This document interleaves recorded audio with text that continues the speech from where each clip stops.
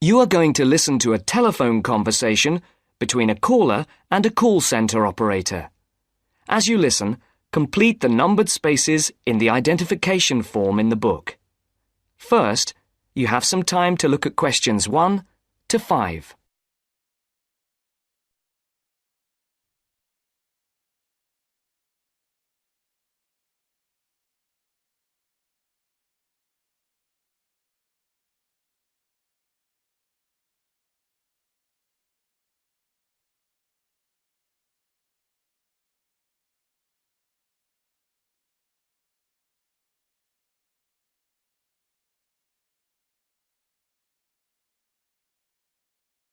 You should answer the questions as you listen, because you will not hear the recording a second time.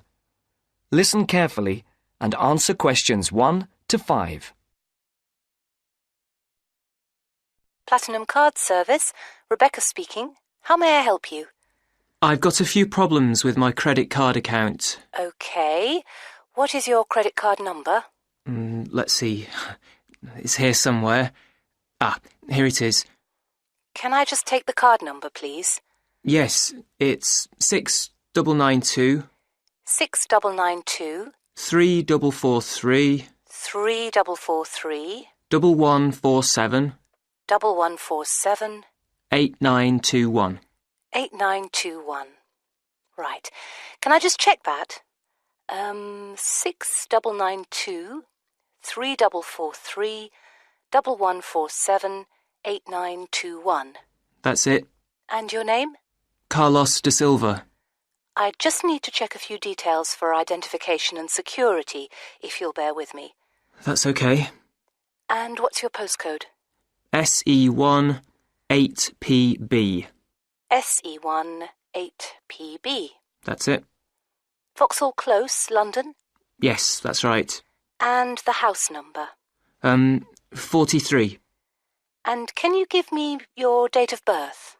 13th of the 7th, 63. And one further check, if I may. Can you give me your mother's maiden name? Yes, it's Moore. Is that M-O-O-R-E? Yes, that's it. Before the caller and operator continue their telephone conversation, look at questions 6 to 10.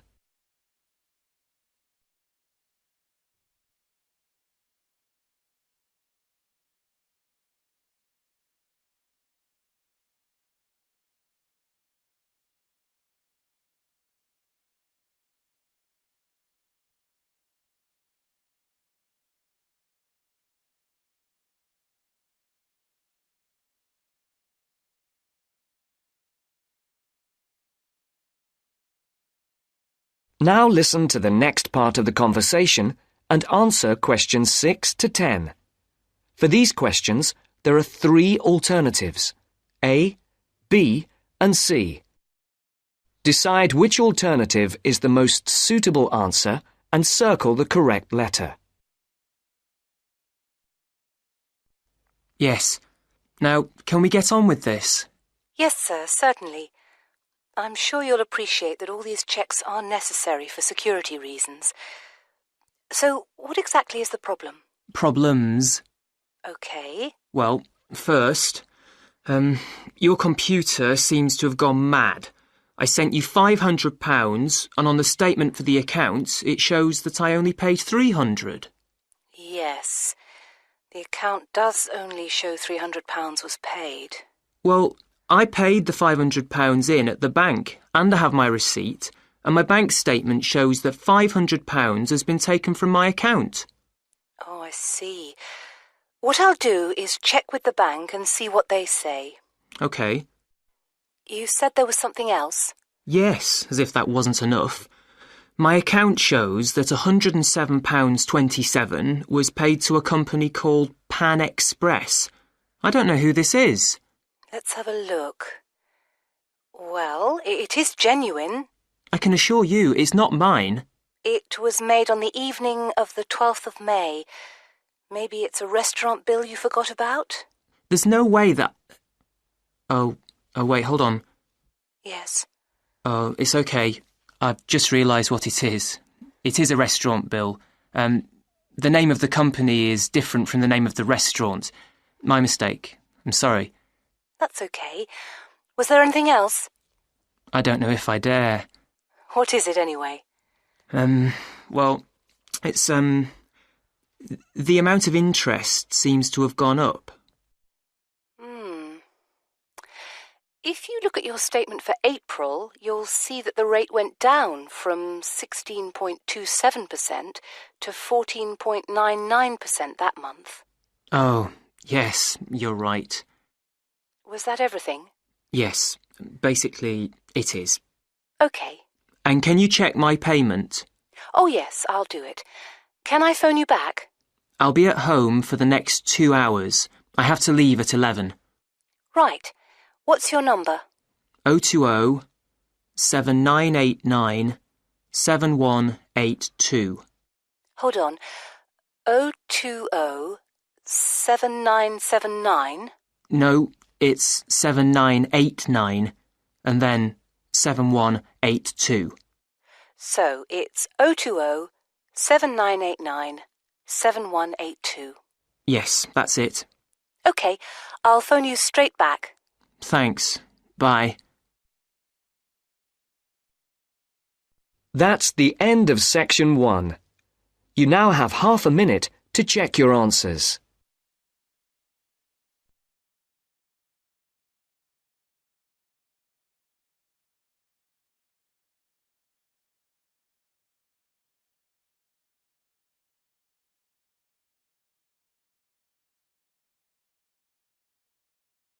Section 2. You will hear a man giving some information about transport in London. You now have 30 seconds to read questions 11 to 15.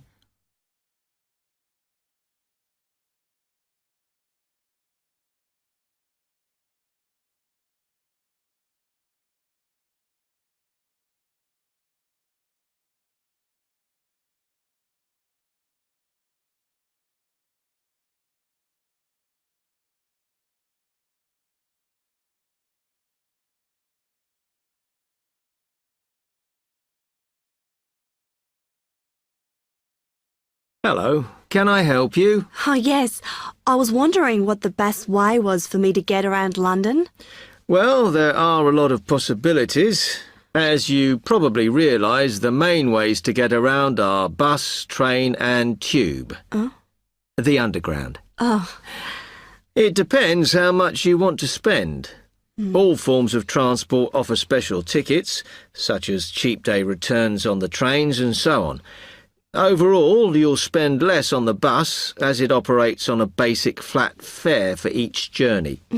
But of course it may not go to where you need to travel to. The mainline trains only operate in the outlying areas, though a few cross London, whereas the tube has stations which are placed in central areas of the city, close to the main sites and shops. Obviously there are more bus stops, but you will probably have to change buses to get where you want, which can be inconvenient. You will find that the buses are mainly in the central areas, but some tube lines go quite a long way out of London, so you could use this for longer journeys. Having said that, the tubes do get very crowded, so you should use the train if you want to sit down. It does depend where you're travelling to. Well, I'm living on the outskirts, but I have to travel into London to college every day, and then around London when I'm here.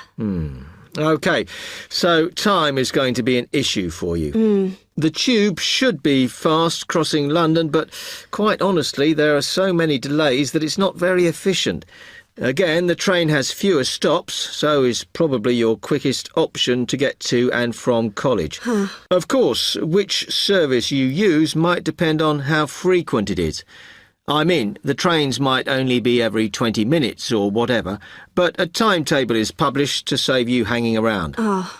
There are a lot of tube trains at busy times of day, but fewer at other times, whereas the buses run every 5 minutes through most of the day, and there are night buses. But you'll need to check out your route first. You now have 30 seconds to read questions 16 to 20.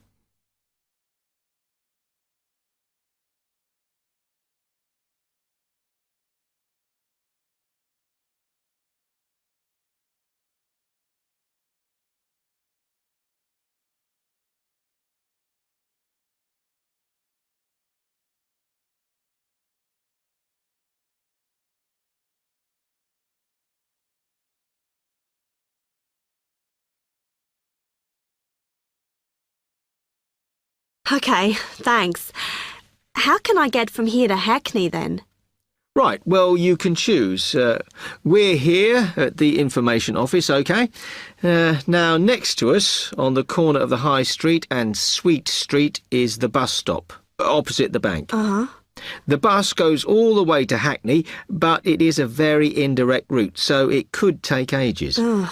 If you want to take the train, walk down the High Street towards the city, go past the bank, and on your left is the station, just before you get to the post office. There's a mainline service to Hackney Wick, so if you need to get into the centre of Hackney, you may need to pick up a bus when you get there. Opposite the post office, on the corner of Hart Lane, is the tube entrance. You'll see the big signs. That's probably the best way to get there, though you may have to change. It's probably best if you go and get a travel card first. Oh. To get to the ticket office, you go out of here onto the High Street. Then turn into South Street, and the ticket office is on your right opposite the cinema. Of course, you may decide it's quicker to take a taxi. But it's a long way, so I think it'll be very expensive. If you do want to get a cab, then the rank is outside here, just opposite the office.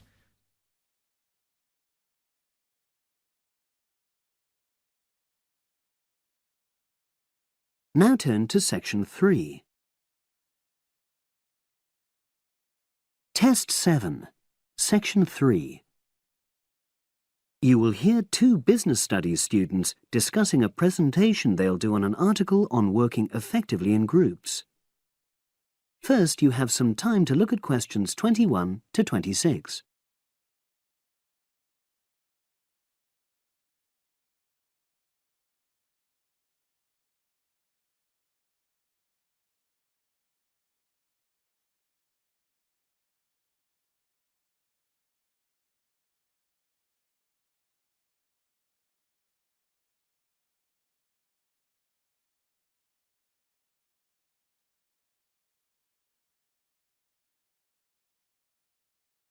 Now listen and answer questions 21 to 26. So, Brad, what did you think of the article on group work? Oh, hi, Helen. Yeah, it was pretty good, with helpful pieces of advice on how to make group work effective. I think we were lucky to be given such a straightforward text to present at the management skills seminar. Yeah. Actually, shall we discuss it now? Have you got time? Sure. It's only a 10-minute presentation, so we just need to explain and then give our views on the main points raised in the article. I'll jot down some notes. Right. So, there are 3 main sections. I suggest we start with listening. Yeah, effective listening in groups, because it's not something that's frequently covered on courses in our field. No, and we should say that in the presentation. Yeah. And also effective listening's pretty simple, you know. I don't think it's hard to learn. Well, people think it's easy, but in my experience, most of us tend to be very lazy listeners. Okay, I wouldn't argue with that. Something I do think we should emphasize is the power of the listener's posture, gestures, etc., in making speakers feel respected. Not that you're just waiting for them to finish before jumping in with your own ideas. Uh-huh. Okay, right. The next section is on goal setting. Let's make sure we're clear what the article says on this. Yeah. Well, firstly, it says that all group members must be given time to explain their own goals. That's it, yeah. And then did it say that the whole group should agree on common goals? That's a bit too strong. It's more that everyone's agendas should be equally acceptable. But it does say that goals have to be realistic, you know. Achievable within a particular time? You've got it. That's really what the article's saying. There isn't really any point in having ideals if group members know they won't come to anything within a reasonable period. So, I think a summary covering those points will be enough for that part of the presentation, don't you? Yeah. Now, the last section is about conflict resolution. Actually, I thought it was the worst part of the article. Me too. I don't think it went into sufficient detail on the issue. Actually, I thought it devoted too much space to it, but that it was all rather boring, you know? It didn't mention some of the more radical theories. Absolutely. I found that really irritating. Right, and also I think it could have said more about conflict sometimes being healthy in groups. Absolutely. It just mentioned rather glibly about how we should avoid thinking of winners and losers, and that quick resolution of conflict is always desirable. Without explaining what these terms mean? Well, it gives quite detailed definitions, but doesn't develop a proper argument. Right. So, for the presentation, I think we just give some definitions and then explain what we felt were the weaknesses in the article's treatment of conflict resolution. Yeah, good. Now you have some time to look at questions 27 to 30.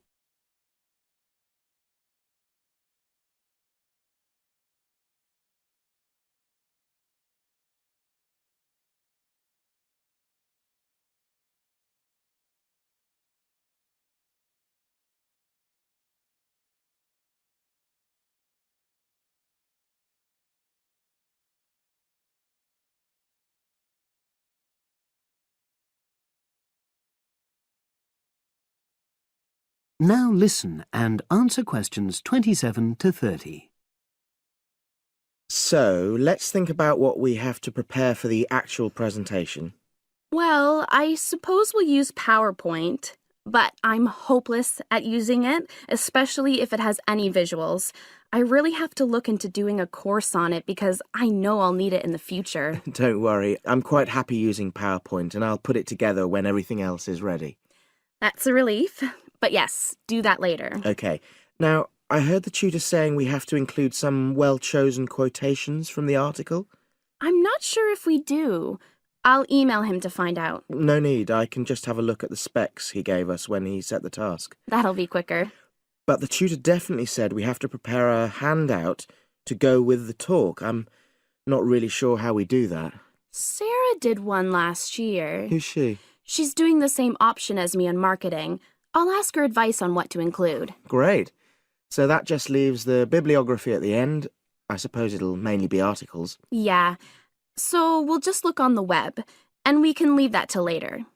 But we've been advised against that. Well, we could have a look through some journals in the library. I think we should start by looking through module handbooks. I think that'll give us some good leads. Yeah, you're probably right. So that's all the topics. That is the end of section 3. You now have half a minute to check your answers.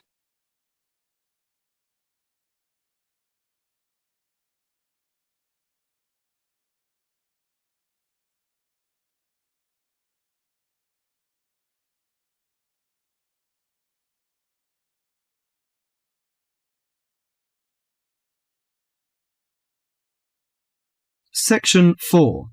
In this section, you'll hear a lecture on coral reef. First, you have some time to read questions 31 to 40.